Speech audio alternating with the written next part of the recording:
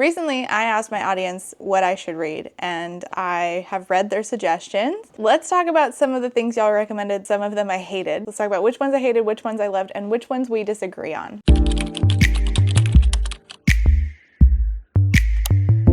Gideon the Ninth, I have read that. Little Mushroom, I have read that. And Red Queen, I have read that. All of these suggestions came from a recent post on my community tab that said, what's a book you think I should read this year for rant or rave, whatever reason? This post ended up getting almost 300 comments. Most of them I haven't read. Some of them I am planning to do reviews on very soon, such as Bull Moon Rising and the 5th season, but several of them I have read. And since you asked, I'm gonna give you my thoughts. You might regret it. I'm sad to say some of them I did not really like. Red Queen in particular, people asked me to read Red Queen, was the one that made me do this video because I realized that, oh yeah, I've never told y'all about how much I hated that book. We're not talking about books that are new to me today, but my thoughts on them might be new to you. Some books that are new to me are a couple of books that I just got in the mail that I had never heard of before, and that is thanks to today's sponsor, Book of the Month. If you don't know, Book of the Month is a monthly book subscription service. They have a variety of authors every month. Some you may have never heard of, some you have read before and loved. Some of you ask, like, what's the symbol on some of my books back here? It's because it's a hardcover from Book of the Month. Book of the Month is often a place where I find out about new books coming out that I have not heard talked about anywhere else. And that goes for both of the books that I picked that were in my box today. The first is Silver Elite by Dani Francis, and this comes with sprayed edges. Look at her! This is a new adult dystopian book where a young woman has to conceal her psychic powers and her attraction to her handsome, infuriating, commanding officer while she's working undercover to take down the government from within, which low-key sounds like Red Queen, actually. And back to my roots of reading dystopian books, which is what I was reading before I joined BookTube, and I heard nothing about this book before seeing it on Book of the Month. I also got Alive Day by Carrie Fugit, which is a memoir about when Carrie and her husband were young and newly married and got caught up in the machinery of America's military system, which I'm interested in because that also happened to me and Carlos at one point when we were young and newly married. I am always down for a memoir critiquing America's military system, but I have yet to find one, so this is exciting. For a limited time, you can join Book of the Month for just $5 with the code BOUQUET, and if you join, you'll get a free hat. With Book of the Month, you can skip any month for free, and if you don't like the month's selections, then you can pick from one of their member faves. Click that link below to get started, and thank you so much to Book of the Month for sponsoring today's video. All right, so let's go through these comments, read the different suggestions, and tell you what I thought about them, because I did in fact read some of these. It's finally time to talk about some of them.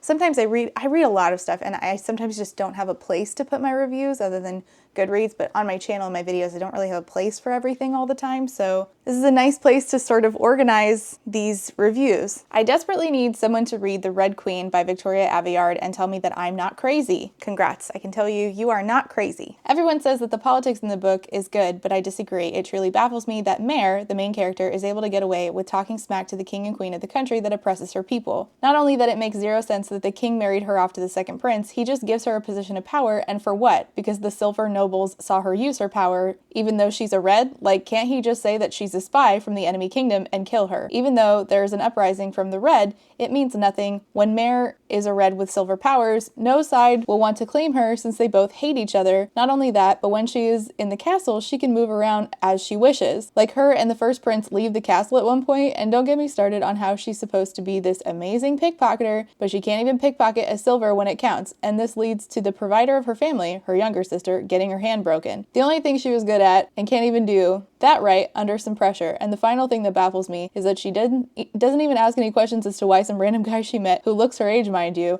while walking around, offers her a job at the castle. The castle! And she doesn't question if he's legit, doesn't question how a kid her age has enough power to get her a job at the castle. Mare is supposed to be smart, or at least some form of crafty street smart kid, but she never really lives up to that description. All the examples I listed were in the first 150 pages. I could not read any further. I had to DNF the book. It just bugs me that whenever I see any negative review of this book, it's mostly targeted towards the needless love triangle, when in reality it should be pointed at how none of the actions in this book make any sense. I know I have a hot take on this book, but it's the hill I'm willing to die on. All right, let me tell you my thoughts on Red Queen. So if you don't know, Red Queen is about a girl named Mare Barrow, and this is in a world where it's sort of dystopian fantasy. I believe it was set in the United States, but in the future, sort of like the Hunger Games. This did come out after the Hunger Games and gets compared to the Hunger Games a lot. There's not a ton of parallels between this, not a ton of parallels between this and the Hunger Games. It's just a book that has classism, and the class divide is between the Silvers, who have silver blood and magic powers, and the Reds, who have no magic powers and red blood, obviously. However, Mare Barrow, our main character, is the special, and she has the power of lightning. You can probably see why people often feel like Fourth Wing is just Red Queen meets Divergent. This comment is correct. She just sort of stumbles her way into a job at the palace where, through a series of events, her powers are revealed to the Silvers, and because this would be an embarrassment or something that they would have to like cover up, the Silver royal family decides to pass off Mare Barrow as if she is a long-lost Silver princess, and they do in fact engage her to the younger prince. She then does have a love triangle where she starts having feelings for both the older and the younger prince. I truly don't understand this whole thing. A lot of it hinges on like suspending your disbelief to a degree that I feel like is just absolutely ridiculous. Somehow she stumbles her way into getting a job at the palace where all these events happen, and also she stumbles her way into being part of the Red Guard, which is this undercover red uprising against the Silver regime. But Mare is completely incompetent. She's completely incompetent. Oh, by the way, she also has a rival named Evangeline, a Silver girl who hates her. And there are like trials, but it's not, I wouldn't compare it to the Hunger Games at all. There's like a competition-ish. Funny story, I bought all of the Red Queen books and was reading them before I started this channel because again, I was really into dystopian. I mean, back then I was nicer then. I was more hopeful. Red Queen is, I think, the series that made me, number one, willing to start admitting that some books aren't just not for me, they're just not good. And number two, incapable of believing y'all when you say you just have to read to X book and then it gets better. I'm looking at you, Zodiac Academy fans. It doesn't get any better. I was 3/4 of the way through book 3 of the Red Queen series, which is King's Cage, when I finally had a moment where I admitted to myself, oh my god, it's not me that's the problem here. I made the grave error of reading this after I had read Graceling, which the main character, Katza, while she can be abrasive, I love Katza. Katza is genuinely smart. I could not stand Mare Barrow for many of the same reasons why I can't stand Peyton from Powerless, but Peyton is significantly more stupid. But they have a lot in common. The pickpocket thing, Mare Barrow actually has a secret power versus Peyton is passing herself off as having a secret power. Mare is marginally better, but still very stupid. And in contrast to Katza, reading this after reading that was like eating sad leftovers. Despite being high stakes, technically, both the writing and the way the characters are created made this a reading experience that lacked any sense of urgency, and it also lacked any logic in very many places. I don't understand why they didn't just kill off Mare Barrow. I don't understand why they didn't imprison her. She ends up imprisoned later in the story anyway. I don't understand how she stumbles her way into things so conveniently. So between that and then the lack of urgency, other than like the urgent desire to just get to the fucking point, there's also the twist, which I won't reveal to you, and I need to be fair to this because I feel like I personally read this when I was probably like 26, and I just have seen this twist so many times before that I knew it was coming. But for the actual audience who reads it, they probably won't see it coming. However, being fair again, I do feel like it's still to the audience, if you were to ask a teenager who this was written for, hey, do you think it makes sense that Mare just stumbles her way into stuff, gets away with all of this crap, and doesn't end up murdered like, most of the people do in the Hunger Games, an also written for teens dystopian series without magic, but nonetheless, even they would be like, no, I guess it doesn't make sense. Now, if you don't need it to make sense and it doesn't bother you, maybe you'll have a better time, but I need books to make sense. And I've always been like that. So while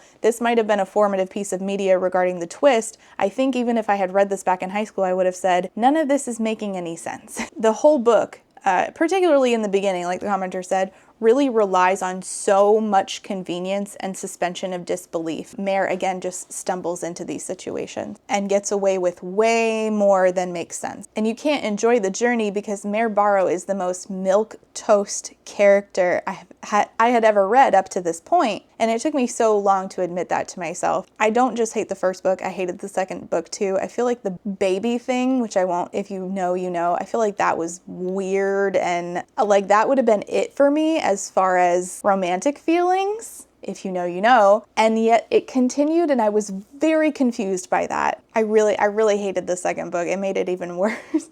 And there's even like a death in the second book. I won't spoil it for you. Up to that point, I had never felt so much nothing at the death of a character that was supposed to be like a very emotional moment. And I felt nothing. I did not care. And that was new for me. I've read hundreds and hundreds of books since then.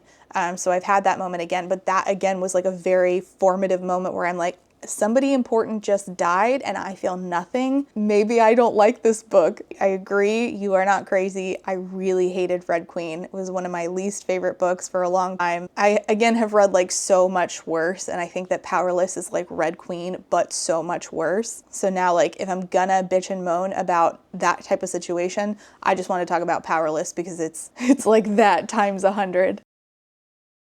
Another one that somebody requested I read was Captive Prince by C.S. Pacat, such an odd series that got me into stranger books and weirder friends. This might be a case where it was just deeply not for me. I didn't like that book and I was uncomfortable reading it. It's about a guy named Damon who's like a hero and a warrior, and he's the heir to the throne of the nation that he lives in, and then his half-brother takes over and Damon ends up in the enemy nation as a pleasure slave. I can play you a clip of my review. It's somewhere on this channel, but unfortunately this is one that I did not like. I can't really tell you to read this for plot because where was the plot? And I can't really tell you to read it for the politicking because again, there really isn't any, since there's only 4 men, one of which we never see, one who's enslaved and stripped of all power, and then 2 who are trying to take over their country, or are fighting each other essentially, like passive aggressively for control of their country. So again, it's like laughable that we even had the question of who could be trying to kill Laurent. Who else would it have been? There were no other players. But if that's true, Damon began, it was true. It was somehow not even a surprise. More like a truth that had grown for some time on the edge of his awareness, now brought into sharp relief. It was somehow not even a surprise. Somehow? It's blatantly not a surprise. It was pretty obvious. There could be nobody else.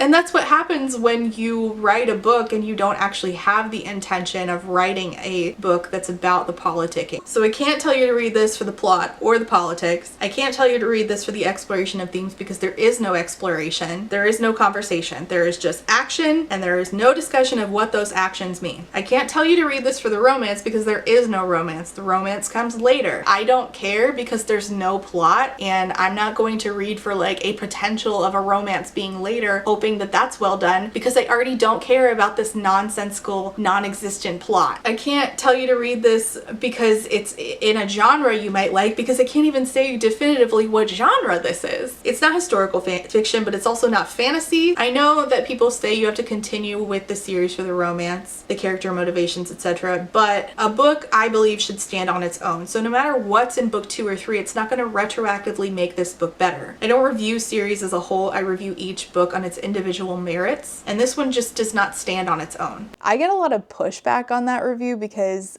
people really love that book, and I understand, but at the same time, like, I feel like this is a book where we have to allow for critique to exist, and we also have to allow for different viewpoints. Like, I don't think that my viewpoint on that book is gospel. I think that we should just allow people to like have the conversation about it. We don't necessarily need to come to a conclusion about the book. Like, I'm willing to like be in conversation with people, but it was very clear from the comments that people were not willing to have a conversation about it. They walked in and they were like, you didn't like it, I don't like that, I want to defend it. And it turned me off from, that's another one where people are like, you have to read the rest to understand it. And I'm like, well, now I don't even want to because this is the product of that. I'm super not interested in this conversation because it doesn't seem like it's a conversation. It feels like, believe the gospel of Captive Prince or else. and it really turned me off from reading the rest of the series. I also just like had no moments of enjoyment. Like I again feel like whatever is drawing people into that particular book is not something that appeals to me personally. If it's the writing style, if it's the characters themselves, I didn't feel any of that. I was dying for it to be over, and I'm not saying that as a critique of y'all who love the book. I'm genuinely glad you like it. I'm just glad you read, but I really didn't like it. Gideon the Ninth. So I read Gideon the Ninth around 3 years ago with Carlos, and we both really enjoyed it. But if you were to ask us what happened in this book, we could barely tell you. And that was true even like right after I finished it. I didn't really understand what I read. My review of this just said, I have very little understanding of what I just read or what occurred in this book or something to that effect, but I fucking love heroine Gideon, and that remains true. This was the book that was called Lesbian Necromancers in Space. The space part doesn't need to be emphasized in any way. I had to look back up the synopsis to remember exactly how to explain this. So basically, in this book, there's several different houses, and we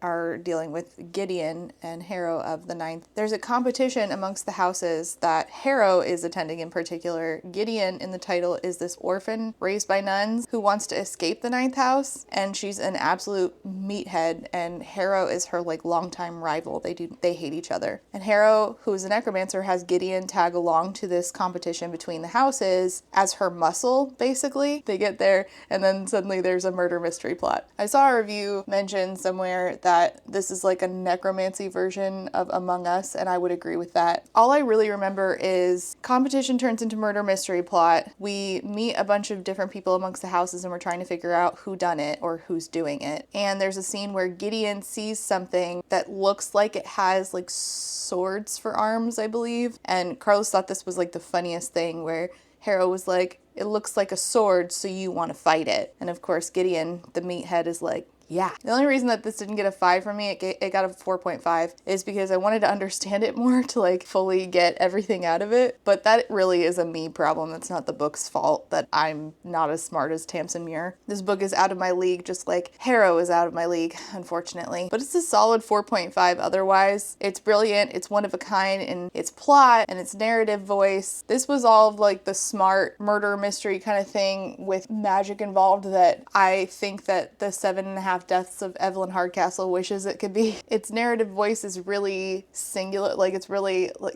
I've never seen anything quite written quite like this, and it's also really fucking funny. But I just enjoy Tamsin Muir's work. This story about sapphics and ghouls and organized crime that I read from her was one of my favorite things that I read last year. So 4.5 to Gideon the Ninth. Little Mushroom by Scythe.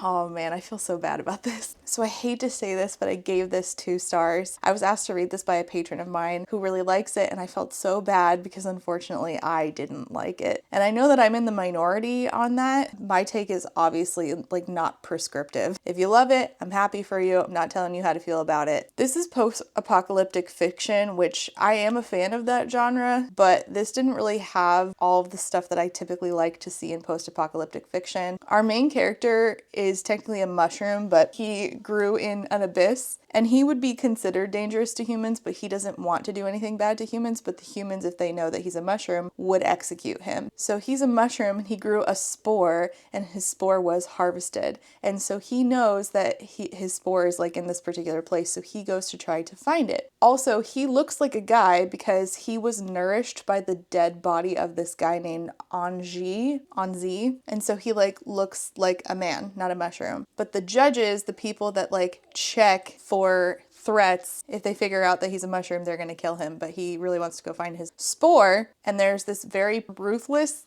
judge named Lu Feng, who is somebody that the main character is interested in. I wouldn't call this a romance because I think that the romance will like eventually come in later installments, but it's more like there's obviously feelings from the main character, maybe some light flirting, but I wouldn't call this a romance. I do have a video on this, or I think I did, but I put it on private because I have a bunch of old content that I'd like to redo. But here's a clip from it. I wanted to give it higher. I wanted to love it. It's not that it's problematic. It's not stupid like Handbook for Mortals. It just bored me. I was just bored. I love the ideas, but the execution was a miss for me at every turn. The best part of this was really like the xenomorphs, but unfortunately there's very little of them in comparison to the other stuff. I was hoping to see more battles, more like, you know, human versus xenomorph action, and maybe like Angers sort of feeling conflicted about that because he is a xenomorph, but he's, you know, masquerading as a human, and he doesn't seem to like hate humans, and he is only in existence because of the human on Z, who was very kind to him. And honestly, I could have done with like seeing more of the abyss where he came from, where there's like a lot of, you know,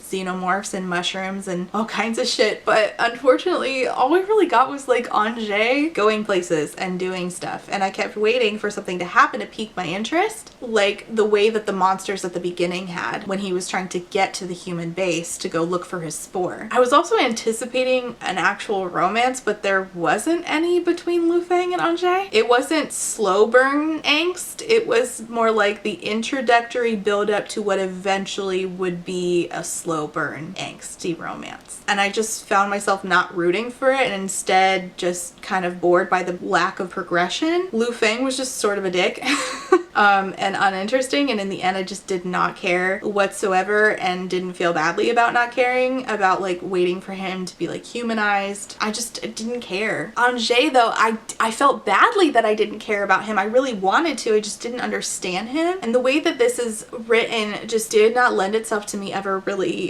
getting emotionally connected to these characters or this story, which is a shame because I do see the appeal of it like in abstract. This little mushroom dude just doing his best, trying to get his spore back, having some adventures along the way, but the writing is so robotic, like intensely robotic. I wanted to find him endearing and sweet, but it was like having the guy from the Clear Eyes commercial, the one who says Bueller, Bueller, telling you about a super nice character. No matter what he's saying, you can't get past that monotonous voice. It's been years since I read it, so most of my thoughts on it now are just how like disappointing it is to have like such a very unique premise and to have found it so incredibly dull. It should be really high stakes, but I ended up just finding it such a slog to get through. I thought that it was going to be this like high stakes plot with a high angst romance, and it was not that, and instead it got very repetitive to the point where I was just dying for it to be over. Scythe by Neil Shusterman is another one that I read a long time ago. I read this in 2019 and I enjoyed it quite a bit. I gave it 4 stars. Now that I'm feeling like the itch to get back into dystopian books, get back to my roots of before you people knew me as a person who rants about romantasy books and reviews terrible Christian fiction, some of which is dystopian. Anyway, I really want to get back to my roots. So let's talk about one that I read a while back. I had planned to like soft DNF the second book in the series, which was Thunderhead, I believe. And then I ended up just never coming back to the series. And now if I were to want to continue, I would need to go back and reread the first book. This is one of the most interesting premises for a dystopian. It appears to be this like utopian society, and then you take a look under the hood and yikes! A lot of this is like very interesting because its intended audience is teenagers, and we're having a lot of discussion on morality in like a very unique way. It's a really good book for if you're trying to provoke thought from teenagers and provoke good discussion. This is a book that I wish that I had had like competent teachers who taught English in school, and that we could have like delved into the themes here. And it's not just philosophical questions, it's also a really fast-paced book, so it's perfect for its intended audience. So this is set in a future where death has been conquered. Humans are governed by an AI called the Thunderhead, and for population control in this world, since death has been conquered, there are Scythes who are in charge of gleaning, killing people. And our main characters, Citra and Rowan, are 2 teens who are chosen to be apprentices to a Scythe named Scythe Faraday. This is such an inventive premise. I've never read it. There's a lot of dystopian books. A few of them are AI government, but mostly not. And none of them are AI government with death being like a controlled job like that. Like this is a very, very particular premise, and one that I haven't seen duplicated since, like ever since the Hunger Games. Like everybody's like, I'm gonna do my take on the Hunger Games. Not with Scythe, which I think is really interesting. The only thing that I think was kind of in a similar vein, which my library hold lapsed and then I never picked it back up, was this book. I think that Citra and Rowan were are used to have these like really interesting conversations on moral dilemmas. Again, it's a great book for philosophical conversation. The thing that I think is missing here that might even be a problem for its intended audience, which is teenagers, is that whatever is like very compelling about Katniss and Peeta as people on their own, not their romance, but like characters on their own, I just didn't feel for Citra and Rowan. I think, again, it's brilliantly written, it's fast-paced, it's smart, and there's something really fascinating about the way the author wrote this, where it's something that's so like it's morally like repulsive to us to think of killing as an act of good, right? Most of us. And it's such a stark contrast to like have it written about something like that to us, but presented in a way that is matter of fact and almost like, look how sanitary this is. I don't really even know how to describe that to you. Positioning killing as like a moral good, or at least that's what the society does. And then having these like very smart conversations using Citra and Rowan to sort of like unpack that idea. Again, fascinating, unique premise. I just wish that I felt as strongly about the characters themselves as I do about the ones in other dystopians like The Hunger Games. Strange the Dreamer by Laini Taylor. So I not only have a copy, but I have read it, and someone was nice enough to send me Strange the Dreamer art, actually. So I am a fan of Strange the Dreamer. I can't wait until my niece gets a little bit older so that I can give her Strange the Dreamer, because I feel like she's gonna love it, but right now she's only like 13, 14, and there's a lot of kissing in it, and I feel like, well, there's not a lot of kissing in it, but there's like a couple of scenes that I feel like her parents would be like, that's enough of the teenagers making out, which, like, fair. So I read this 4 years ago and I gave it 5 stars. You want to talk about a unique premise, like Arc of the Scythe is obviously a unique premise, but Strange the Dreamer is a fantasy book with such a unique premise. Every time that I talk about writing that is intending to be like beautiful and lyrical and poetic and it's failing, I make the comparison that Laini Taylor excels at this where other people try it and often fail. She just, I think, thinks that way and it comes across on page. Not that Laini Taylor has never written anything that I felt wasn't questionable, but I'm just talking about like the way that she describes things typically is very like poetic. I'm not saying Laini Taylor can do no wrong, just saying she writes description in a way that I think is really, really good. Main character in this is Laszlo Strange, who's a junior librarian. He's just this like orphan guy, doesn't really know where he's from, and he's really interested in this lost city called Weep. And he gets this opportunity to go and try to find Weep with this other crew of people, and he finds that, well, there he encounters this, in dreams, a girl named Sarai, this blue girl, who has powers related to dreams, and they become very connected. There was some stuff that happened with like gods, and I don't want to tell you anything. It's one of those books that I just want you to go into if you don't already know. But my thoughts on it are that I hung on every word despite it being an absolute chunk of a book. This is a story that unfolds slowly, but I would not call it a slow story. I wouldn't call the pacing slow unless you don't like the characters and the writing style, in which case you might find it too slow. This is entirely going to hinge on whether or not you like Laini Taylor's writing style, and for me, it works very much. I find her writing to be so immersive. I hang on her every word. Like, her writing is just juicy. I think it's like enchanting and thought-provoking, and I love Laszlo Strange. I just thought that he was such a sweet bean of a character, and I really liked walking along beside him as he went to Weep. You're also getting POVs from Sarai and a few other blue people. I don't want to tell you anything. And you're just peeling back layers of this story page after page, and all of it is so fascinating and imaginative, and you can tell that Laini Taylor just, it's like a love letter to storytelling itself. And then you get to this reveal at the end, and you're like, oh. And then you get to a death at the end, and you're like, oh no, why did I never read the sequel, the final of the duology? I was genuinely, and I do this a lot, I was genuinely afraid it would not hit the same. I was afraid that Muse of Nightmares was not going to be as good, and I'm like, why do both and be dissatisfied when I can just live in this place of perfection where I never am dissatisfied? And I think a lot of people feel that way about Arcane. Like, I've been talking to people about Arcane recently, and people are like, I wish that I never watched season 2. I should have just stayed in the sweet spot of season 1. I don't feel that way, but I can understand it, and I that's part of why I never moved on to Muse of Nightmares, because it was just this like perfect book for me. This really like sophisticated complicated work to me that despite having these things that you've seen before, magical powers, mysterious city, god-like beings or gods maybe, it takes all those things and then tremendously sets itself apart. Having these like beautiful conversations about memory and trauma, and I absolutely adored it. I want Carlos to read it, but I'm a little bit afraid that he won't love it as much as I do, so I never tell him to read it. Currently what he is reading is this, and he is really enjoying it. I'm also trying to get him into his dystopian phase, and this is a dystopian I read last year that I quite like.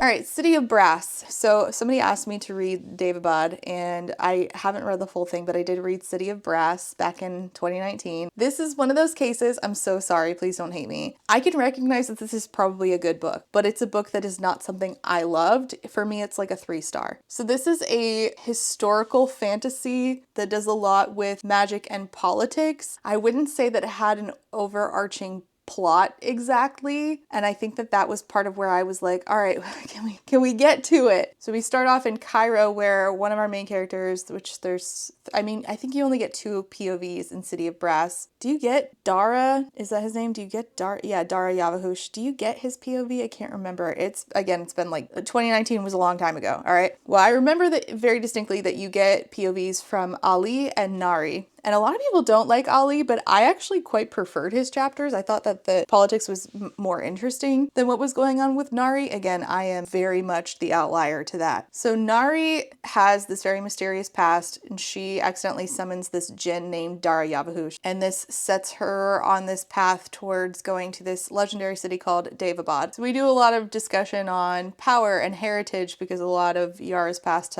and her connection to Daevabad has to do with her mother. I think that Daevabad was like, the city was pretty beautifully described. There's a lot of like fantastical beings. I want to say there was something like a bird. I can't remember, like a bird creature. And a lot of this is like rooted in Middle Eastern mythology. And then there's Dara, who's a djinn. He's kind of like this morally ambiguous character. And then the story introduces Ali, and there's a lot of inner conflict in Ali's POV, and that's what I really liked most about the story. I just wasn't really interested in Nari and her background all that much in comparison to like Ali and his desire to fix like the corruption that he's seeing, but also like, his loyalty to his family puts him in conflict with that. But I kept I don't really know how to describe this, except, do you ever start a movie and you think that you know like where the movie is going? You think like what the plot beats will be, but then you realize, oh, it's been an hour and a half and we haven't really done that or much of anything. That's sort of how I felt reading City of Brass. I kept waiting for the plot to start, and then we're several hundred pages into this long book, and I'm like, oh, I don't think we're doing a normal plot arc, and I kept waiting for it, and I wanted one out of this. I sort of needed one. I just didn't enjoy it as much as I thought I was going to. Like, I thought that this was gonna, like, a lot of people whose tastes I normally align with gave this 5 stars, and for me, I kept trying to find the thing that I thought was spectacular about it, and I didn't find it. So I gave it a 3, but again, I am very much like an outlier. Most people love City of Brass. All right, somebody said A Good Girl's Guide to Murder, and they did not like it. So funny enough, this is one that I actually really enjoyed. So A Good Girl's Guide to Murder by Holly Jackson, which actually I think got adapted, right, with that girl from Wednesday. So this is a young adult contemporary murder mystery, bit of a thriller type situation, which I have done a full video on different ones of these that I really like and some that I did not like. This is like a palate cleanser genre for me, where randomly I'll just be like, let me read a young adult mystery murder thriller thing, and then some of them end up being pretty highly rated, which this one was. I actually read this because back at the time that I read this, I believe it was 2019 again, it was the book club pick for Barnes & Noble was running an in-person book club for young adult books, and I was like, oh, a chance to get out of the house? Say less. I think I might be wrong. I think that it wasn't Barnes & Noble. I think it was my library, because Barnes & Noble book club picks, like, I definitely went to that book club meeting. but I don't think that this was a Barnes & Noble one. I was going to a lot of in-person book clubs before COVID hit. I was attending like book clubs galore back then before COVID, where it was like, there was one at my local library. There was one at Barnes & Noble up the street from my house. So I was living back in 2019. Part of why I enjoyed this so much was because it's mixed media format, because the main character is doing a school project on trying to solve a murder. So we have like transcripts and her notebook and things like that. I really enjoy a mixed media format. Our main character is 17-year-old Pippa Fitz Amobi, and she's looking into a murder case that was considered to be solved by like local police, but she's not convinced that what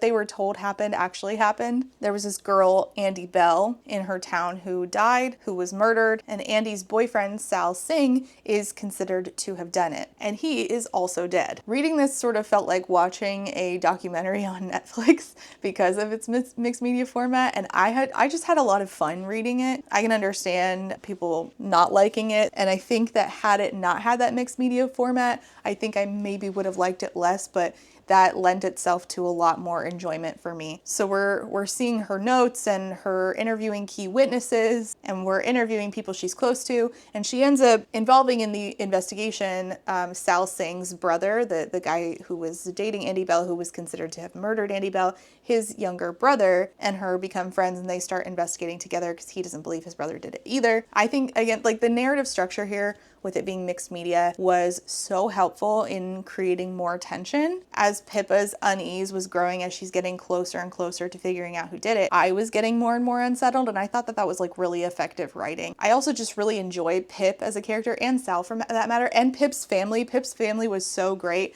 I think like all the side characters were really well done here. The only complaint I had is that there was a moment when the person who did it came on scene, and I was like, I feel like that's the one. I feel like that's the one who did it. And sure enough, I was right, and I don't like the answer that we got for who did it. Not only do I not like that, I was like, for some reason, just extra suspicious. I also don't like what happened in the end.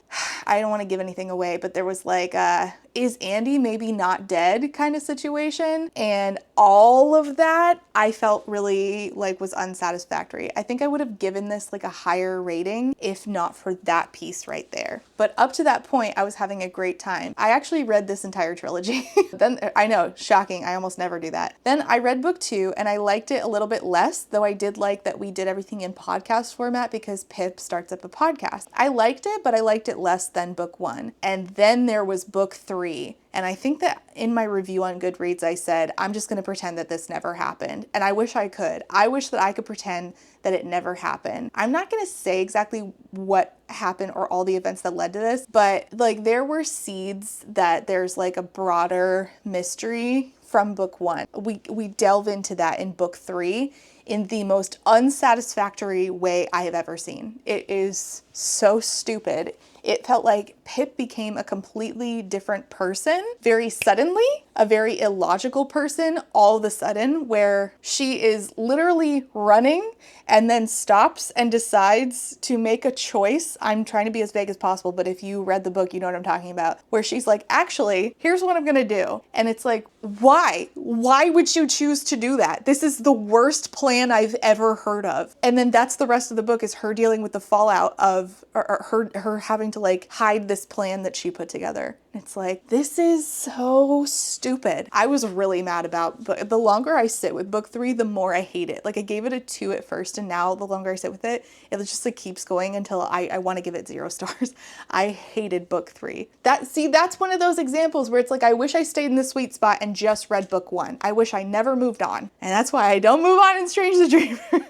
House of Hollow by Crystal Sutherland. I did a review of I Am Made of Death talking about bubblegum horror. I think that House of Hollow by Crystal Sutherland is bubblegum horror. This is another one that I actually like. This came out in 2021 and I had an arc of it and I read it then. So this is a pretty dark and atmospheric book. We're blending a little bit of supernatural elements, some gothic horror, and a lot of psychological suspense in a book about 3 sisters, Iris, Gray, and Vivi. And Vivi is the one that we get the most POVs from. When these three sisters were children, they disappeared for a month, and when they were when they came back, they were different, and they don't have memories of when they were gone. They don't know where they were, who took them, what happened to them. And so years later, they are all in early to young adult. They are all in like 20s to like just, 18 or so. They're all in some ways affected by this, but Iris is the protagonist, the like main protagonist that we get POVs from. And she's haunted by these unexplained events that her and her sisters went through. And then her sister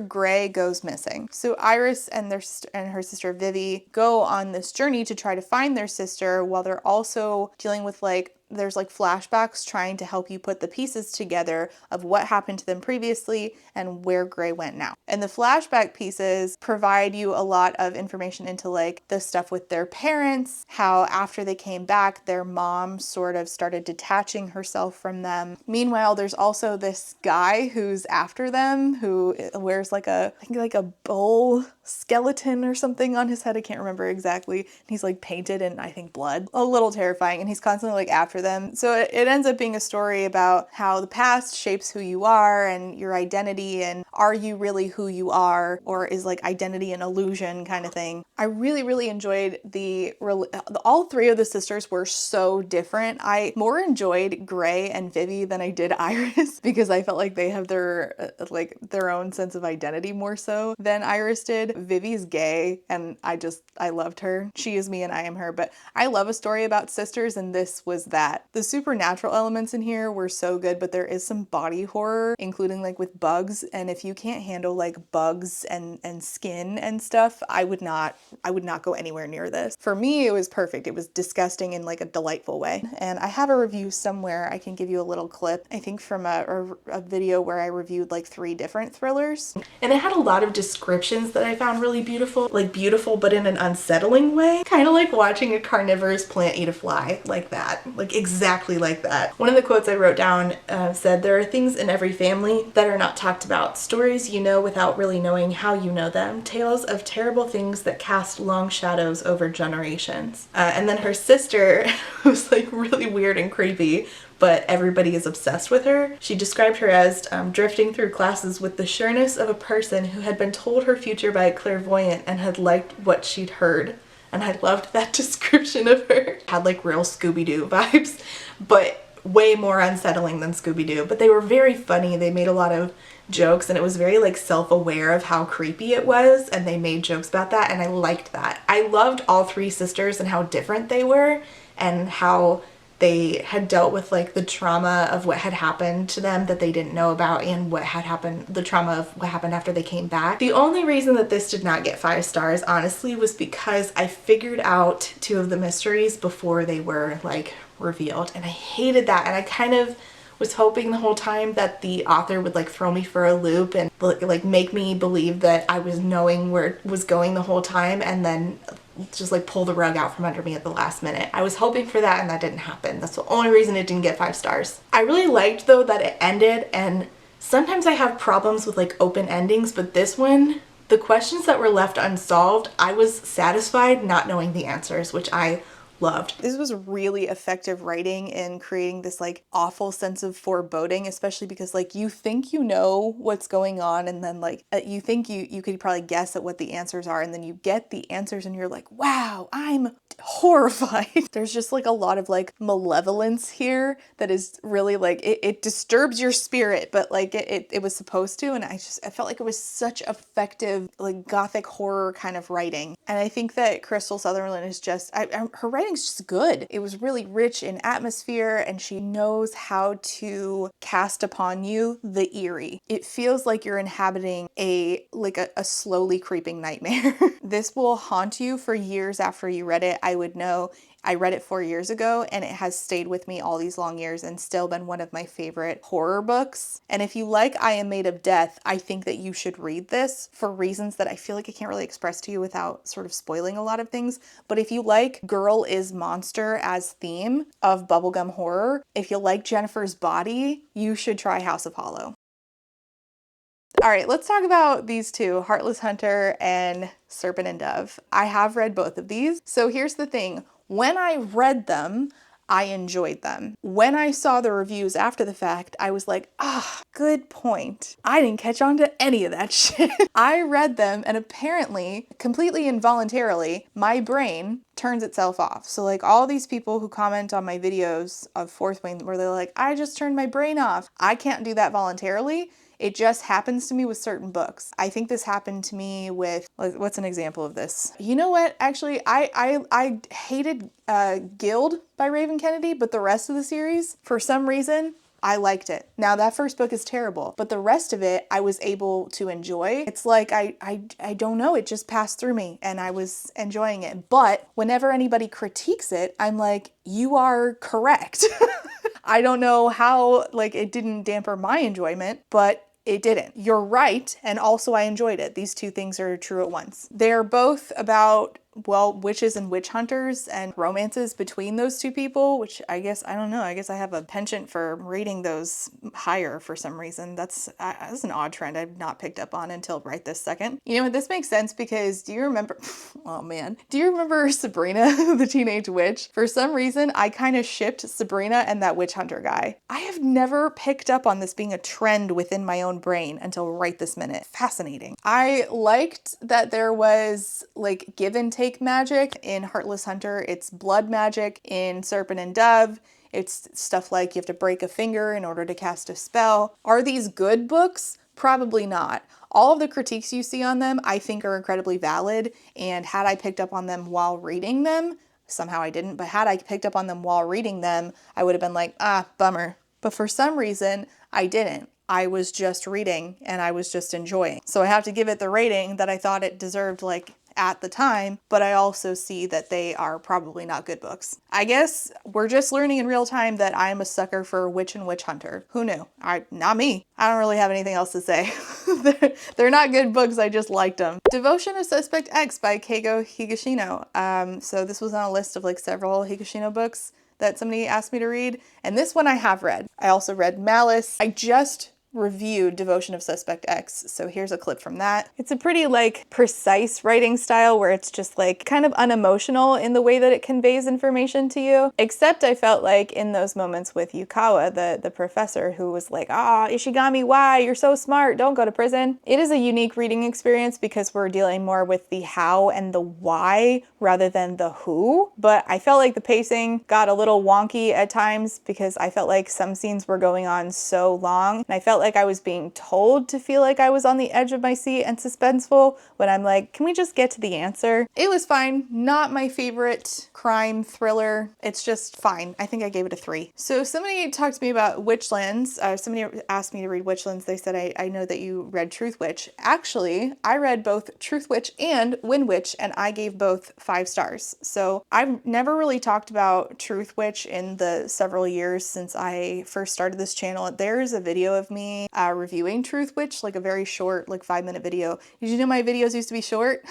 Who is she? I don't know her, but my baby's in it. So well, he's not my baby anymore. He's a big boy, just turned 6. I don't leave the videos up anymore with my kids' faces in them because I feel very strongly about not having my kids' faces on the internet. So I took a lot of videos down in the hopes to redo them. Will I get to it? I don't know. But now I don't have any video talking about Truth Witch on this channel. The Witchlands series, which I do have Blood Witch right here. I do need to read it, which is funny because like Adawan's my favorite. I don't know why I haven't picked it up yet. So the Truth Witch series by Susan Dennard is so richly layered. It's such a beautiful use of magic. It is witches again. Why do I like books about witches so much and I'm never picking up on this until right now? So this is a high fantasy book. There are some romances in it, but what I love the most is that from page 1, Safia and Iseult are 2 witches, 2 best friends, and their relationship is so strong, it's beautiful. Truth Witch is not just fantasy and witches and friendship. It's all of this and it's more. There's so much in here. This is like one of the best fantasy series in my opinion. The 2 books that I've read out of it, sorry. This author really knows how to do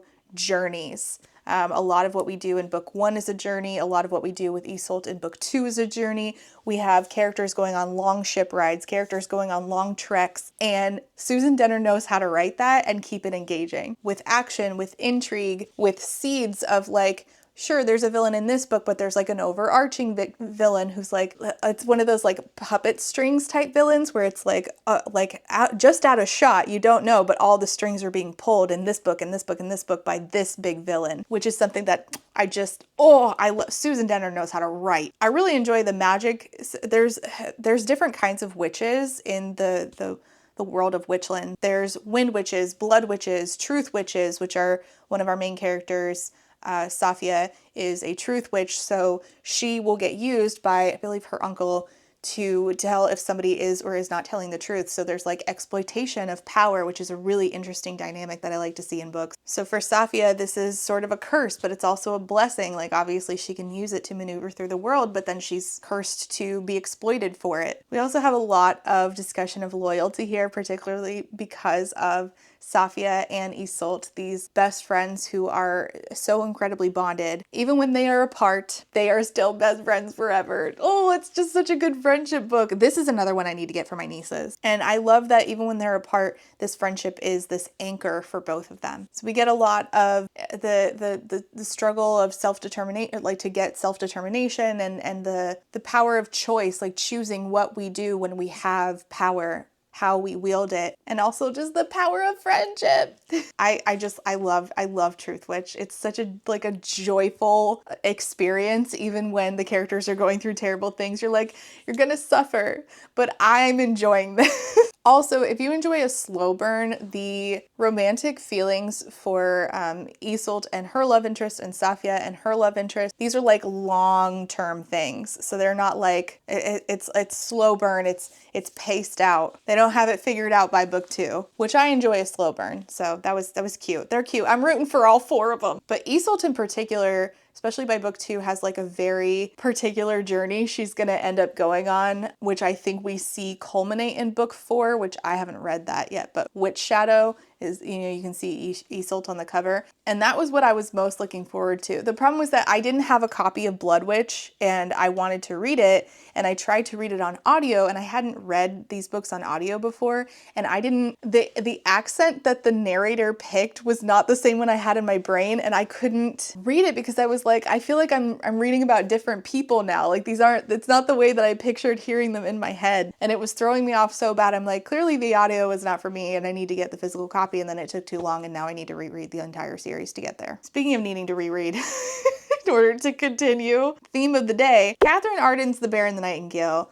This is actually the first thing that I ever reviewed on this channel in a very cringy video where I had very poor lighting and a lot of nerves, which now I don't. Now I just get on here and I don't speak in a quiet voice and try to be nice about every single thing that I read. Now I'm like, I think I was afraid to swear. I didn't know what the rules were here, but my feelings have remained the same, even though that video, I think I took it down because it's like so embarrassing. That also might be a video where I had my baby in. I tried to remove all of those just because I don't want their faces, and it's just so, I don't want them on the internet. So this is set in medieval Russia, and this is a book centered on like Russian folklore and talks a lot about the power of belief, in particular belief between old traditions and new. This is an incredibly immersive book. If you want a book that makes you feel like you are out in the cold, look no further than The Bear and the Nightingale. It's like being wrapped up in a blanket, freezing in the snow on a rocking chair with like a mug of tea in particular. Not in like that, I feel like that came off too cozy.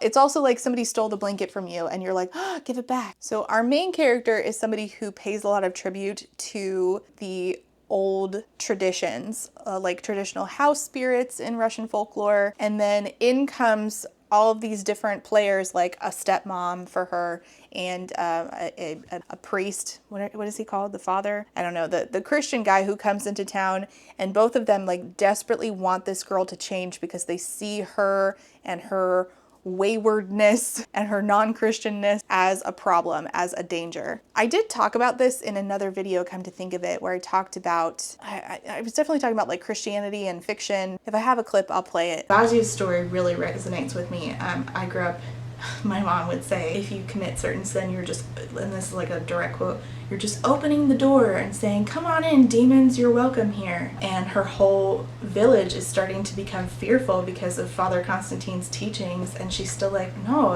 I'm not going to give in this groupthink. This is ridiculous. I'm not just going to fear everything because y'all do. An unwillingness to allow people to explore new ideas and new concepts and go outside the groupthink is so traumatic and damaging and unhealthy. Faith is a crucial part of, it plays a very crucial role in this book because it's using it not only as like this cultural force, but also as a theme that impacts all of these characters' personal choices. What is your place in the world when your traditions, when your faith, when your beliefs are being forcibly rendered obsolete? But then you have this main character in Vasia, who is this young girl who is wild and untamed and independent, but also very kind. She goes against the grain, but not in like a obnoxious, I'm not like other girls way. That just is deeply who she is. And unfortunately, this brings her into conflict with her own family, with her stepmother in particular, with her father, with Constantine the priest. This is a magical book, but it's not like magical powers on every page. It feels very connected to like the mundane. Like it's so perfectly balanced. It's blending historical fiction with folklore and these fantastical elements in a way that feels just very seamless and immersive. I love this book. I think is so cathartic for those of us who grew up Christian, especially as Christian girls, and were told that we just were not enough. Vasia, like choosing always to know that she is enough despite not fitting to this mold that's prescribed to her, is like, it's what every former Christian girl wants out of life for herself. Into the Drowning Deep by Mira Grant. This is one that I have read. I loved it. This is horror. If you have thalassophobia, do not read. Stay away. Run away, actually. This is a blend of science fiction and horror. There was a previous voyage to the Mariana Trench that did not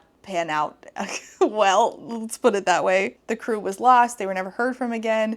One of the crew's sister is trying to go on a voyage to see if she can find out what happened.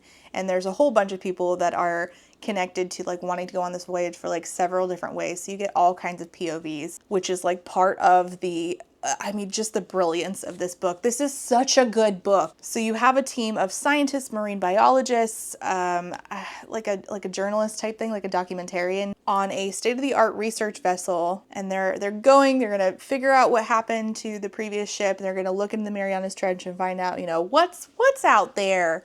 Surely nothing sinister. One of the marine biologists, Dr. what is her name? Jill? I'm sorry, mommy. Step on me. But all of the POVs, like I was genuinely interested in why they were going, what they were doing in the meantime, and what happened to them. Like this is like a master class in doing multiple POVs to go on one journey. It does a really good job setting up the tension. There's also like in every good horror movie, you're thinking, maybe I was wrong. Maybe I missed. Maybe I'm not. This isn't like what I think is going to happen is not going to happen. This isn't going to get gory. Everybody's going to make it out alive, right? And then you're like, no, this is exactly what I signed up for, actually. How terrible. To shreds, you say. And also because of the who Mira Grant wrote into the POVs, it's actually like very smart as far as what they're saying. Like Dr. Jill is a marine biologist, so she's talking about the marine biology aspect of this. And so you're getting all these different pieces of the puzzle, but it's not just like, I don't know, playing a game of Clue where it's like you have Mrs. Peacock and Professor Plum. It's like very particular people giving you insight based on their job or their understanding of the world. And there's just so many different, like it colors every chapter differently and beautifully. It's just so smartly written. Like I never could have done this. I never could have written anything like this. This is such a masterclass. It's a very multifaceted work. It excels in what it's doing, not only being this horror thriller, but also as this like thoughtful examination of humanity, the limits of humans doing science. What happens when we don't check our human curiosity? Is everything in the world ours to explore? Again, if you have thalassophobia, no. This is a very standout book in its genre. I can't recommend it highly enough. That's it. That's all the ones that I had, I believe. If I've ever talked about a book on here, but I don't have a dedicated review and you'd like me to talk about it, I guess you can comment it down below. If you made it this far, let's see. Leave an ant emoji for House of Hollow. It's disgusting. I love it. I was thinking about House of Hollow yesterday because I noticed the ants were on my porch and I was spraying and I was like, Crystal, I miss your book. Actually, shout out to the person who sent me the Invocations by Crystal Sutherland because there is a special chapter from House of Hollow in the back of it, which is, oh, that was so nice of you. I appreciate you. I have not read the Invocations, but I'm really, really excited about it. I hope that it hits as hard as House of Hollow. Let me know if you've read any of these. Let me know your thoughts on them down below. Leave an ant emoji if you want to. Like and subscribe if you feel like it, and I'll see you next time. Bye. Recently, I asked my audience... Are you serious? What? I almost fell. Hi. Before I go, I have to say a very special thank you for being a friend to my Therapy Bills patrons, and those are Alexander, Animations, Ashley H, Astra, Call Me Kodiak, Chogo's Homesick for Taiwan, DJ Rocktopus, Ellie, Eric, Jade, John E, K, Kaleno K, Katie Ann, Kelly K, Quinn, Lady Kittybug, Lady Chips, Lemon Jelly, Lex, Lily, Luna Moth, Raptor, Max B, Megwin Rose, Melissa, Minby, Mixer Boneless, Peggy, Rain, Reese, SJ, Samar, Scarlet, Spoopy, Steph B, Super SMA Girl Lily, 3 Raccoons in a Trench Coat, Tori, Urchin Audrey, White Raven 13, and Zorvictia. Thank you all so much for being here and for being a friend. And last but not least, I have to say thank you to my potato starch Marxists, and those are Adrienne, Aaron, Alejandra, Alicia is Herbie Derby Dunn, Althea, Amanda D, Angelica, Artie the Ninth, Ava, Bari the Witch, Beck, Bookish by Jenna, Bookish Rabbit, Bree, Bridget, Kate B, Caitlin, Carlin, Carly, Casper, Kate W, Kathy, Celeste, Claire Online, Cole, Colleen, Corwin, Cosmic Frog, Courtney, Darius, Danielle, Danita, Darren, Desiree Michelle, Dilf Enthusiast, Dorothea, supports public education, hell yeah, Draco-chan, Drive-By Thinker, Ebby, Emily A, Emma, Aaron with 2 E's, Erica May, Aaron Starlight, Fiona, Gadarn, Hannah C, Helen P, Hreesing, JM Tennant, Jay is on Olympus, Jelly V, Jen Michelle, Genderqueer, Jenny G, Jesse Ives, Jessa Sue, Jill, Jojo Bookish, Juicy Wizard, Caitlin M, Catherine M, Katie L, Katrina, Kaylee C, Kayala, Kendra, KMTB, Kayana, Laughing Cat Dog, Laura is Angry, Lauren G, Lazarus Ray, Lindsay M, Lisa, LP, Lou Siri, Lustful Octopus, Martin, Maddie, Madison, Man Eating Plant, Mary, Megan, Malara, May, Mima Who, Morgan, Myth, Myth Lesbian, Never, Nicole G, Oxford Comma Supporter, hell yeah, Paige P, Paul, Penelope, Penny Chilling, Foxglove, Pick a God and Pray, Plague Carrier, Pondemonium, Queen Cereal, Rachel B, Reba, Rebecca, Rebecca R, Rhea, Ronnie, Rosie Thorns, Sikoria, Sadie, Saintbringer, Sakia Lume, Sarah H, Sarah the Bear, Shamed, Shannon, Sheen Onion, Sean, Sophie, Stardust, T Delegati, Talia, That One Cute Chick, This Is Not a Trap, Tiana, Too Thick to Work Today, Triple M, Tito Phoenix, Unicorn Jenny, Wobbs, and Zayden's award-winning eggplant. Thank you all so much for being here and for being a friend, especially to the eggplant.